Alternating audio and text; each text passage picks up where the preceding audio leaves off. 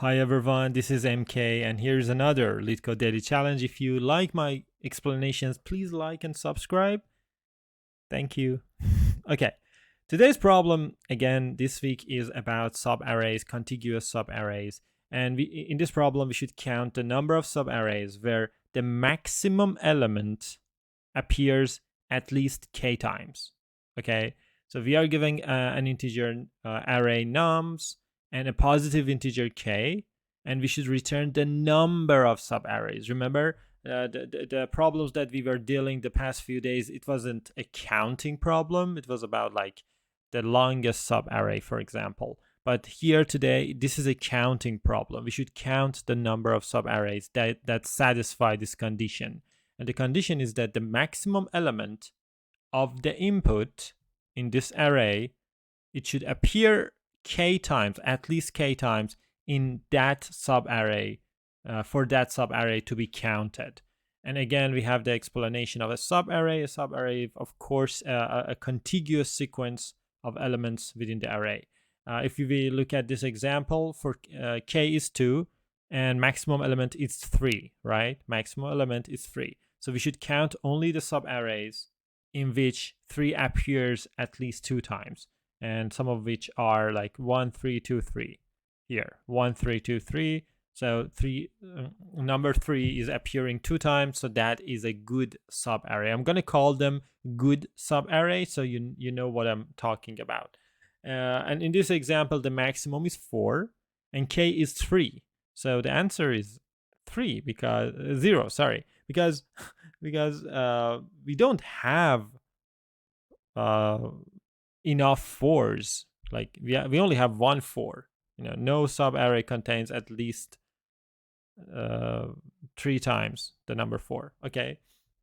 The constraints are like big, 10 to the 5, so we cannot count every single one of them. All right, let's see what we can do. So this is a classic contiguous subarray, and we are dealing with the frequency of a specific number. So it doesn't matter what that specific number is. In this case, that is the maximum number. It could be any number. It could be given to us in the input. All right.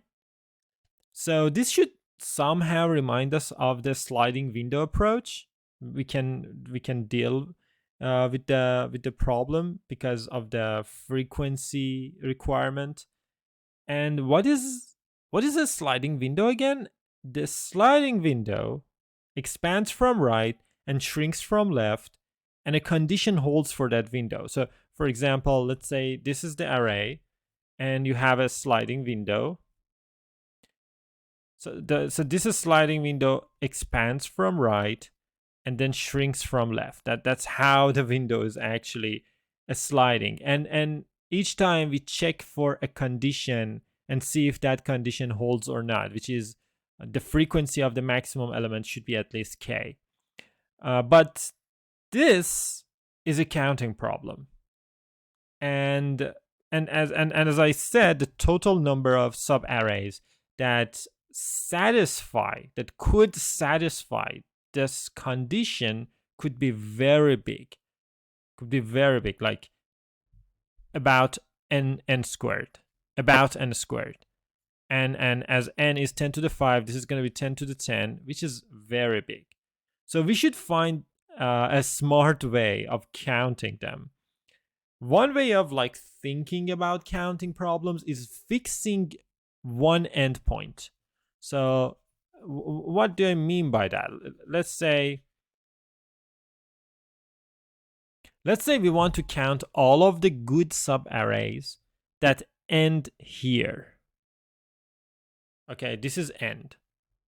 So we have decided that we want to count the number of good subarrays that end here. So what are the starting endpoints for this end? How many different starts can we have? So this is one of them. Let's say k is 2. So this is one of them.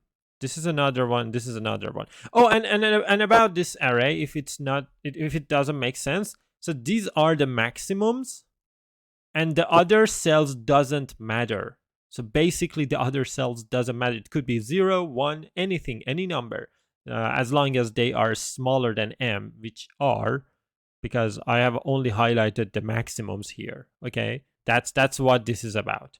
So in this case, if this is the end, this could be the start, this could be the start, this could be the start. So one way of thinking about this is when we fix the endpoint, like the right endpoint, we should look for the shortest subarray that satisfies the condition. In this case, this is the shortest subarray. Do you agree? This is the shortest. We cannot make it shorter.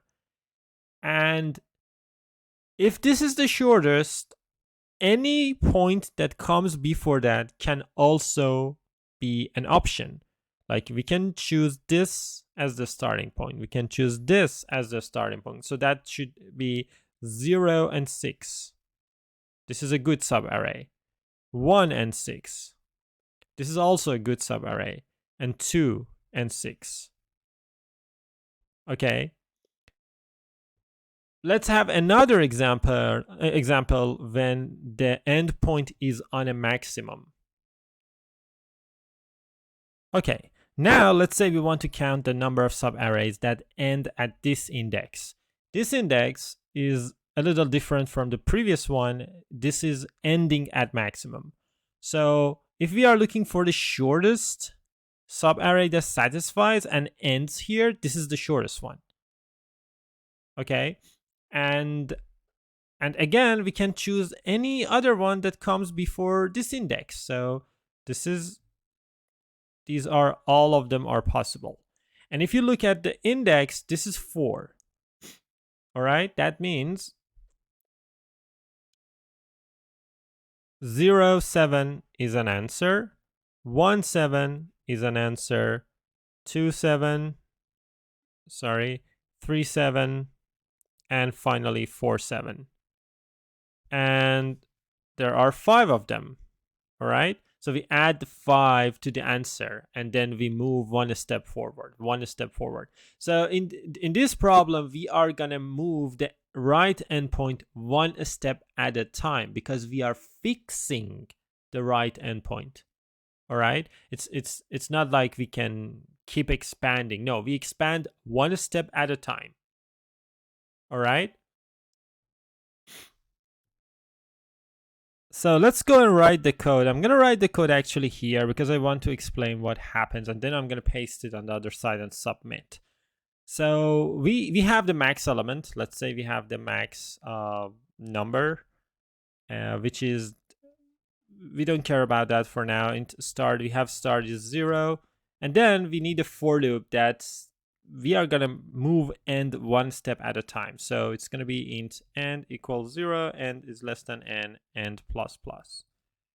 What else do we need here? We also need the frequency. So it's going to be max number frequency, which is 0 at first. All right. So when we are expanding, what we do, we just check if this current number is equal to max number. So if this current number, which is nums of end, is equal to max number, if this is the case, we just increase the frequency. Okay, we just say, hey, frequency plus plus. That's it. And now let's say we have moved we have moved one step forward. We have moved end one step forward. What we should do is we should check and see if we need to shrink, if we need to move the start or not. So while the frequency is greater than or equal to k, we do something. Let me write the code, and then I'm gonna explain what happens here. So here, first we should check if this current number that a start is pointing to is equal to maximum, we should decrease the frequency. So if nums of start is equal to max number, we should decrease that. So here we decrease. And then we just move start forward, start plus plus. All right. And now we can safely add, so we need something for answer, long answer equals 0. And here we can say, hey, you know, answer plus equal start. So what happens here? Let's take a look. So this while loop, let's say, okay, let me show you exactly what happens. So let's say a start is here and end is here also. Okay, so this is a start, this is end. So we move end one step forward. So end goes here. So end goes here. The frequency is 0 because this is not maximum. All right. This while loop doesn't happen. This while loop doesn't happen. And answer plus equal start. A start is 0. Remember, nothing happens. All right. So we move end one step forward again. So this goes here. So now we see the frequency is 1. I'm going to keep track of frequency. So frequency is 1 now. So this while loop doesn't happen because k is 2. This while loop doesn't happen. Nothing. And here we answer plus equal start. Start is still 0. We add nothing to the answer. So we move end another step forward. So this goes here. This doesn't happen because this is not maximum. This is not maximum. This while loop doesn't happen because the frequency is not greater than or equal to 2. Nothing. We add 0 to the answer. That's it. Okay.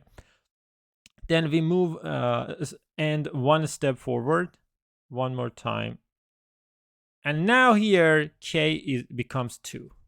K becomes 2. And now here we are with this while loop.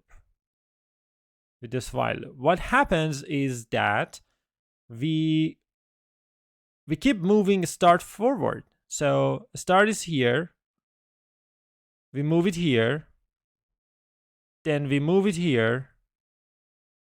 And when we are here, we decrease the frequency.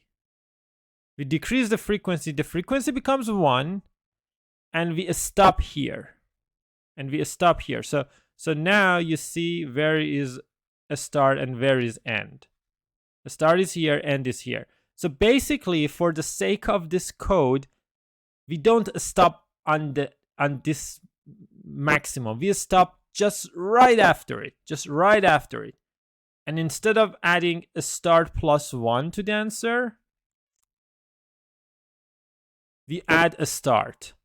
Remember? So now we add 3 to the answer. Why? Because 0, 1, and 2 could be the starting point for this end. That's the only thing I wanted to explain, that for the sake of this code, like how we write the code, we stop right after the maximum. So this sliding window always like has k minus 1, kind of has k minus 1 maximums. But we are sure that a start is pointing to one cell that is right after 1 maximum. Okay, and that's why we can add a start to the answer. I hope this makes sense. Let's go and actually submit the code and see if this is correct. Okay, so maximum element. Maximum number should be max element nums.start and nums.end. Okay. We have the start, we have the frequency, we have the answer. We move one step at a time. If this is a maximum number, we increase the frequency. if the frequency is greater than or equal to k, which you know, the greater than part doesn't happen. It's always equal. So if it's equal, we move the start forward. We move the start forward and we decrease the frequency whenever we see a maximum number again. And at the end, we add the start to the answer. And here we just return answer. Let's run. Start. Oh, sorry. Begin. Yeah. And n, yeah, this could be nums.size. And yeah, 2 green and submit.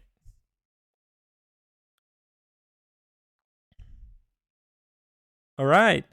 So that's it for today. If you have watched until up until the end, please let me know if this is understandable. Like if you, which part I could improve, or which part did I explain well.